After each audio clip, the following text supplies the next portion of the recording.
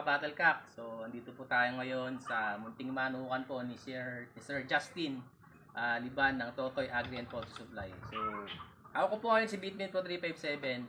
Bibigyan ko po kayo ng kaunting kaalaman kung ano po yung benepisyo at kagandahan ni Bitmin Pro 357 sa ating mga manok panabong.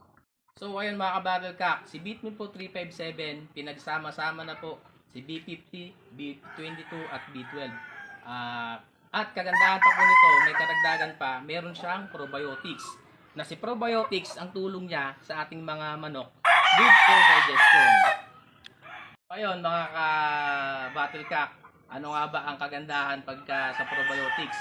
Pag maganda po ang digestion ng ating manok, mas maganda po ang pointing sa araw ng laban.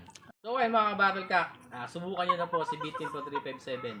Mapamolting man o kondisyon, good siya, okay na okay. So, ayan mga ka-Battle Cap, bibigyan na po natin ng Bitmin Pro 357 ng mga Sir Justin.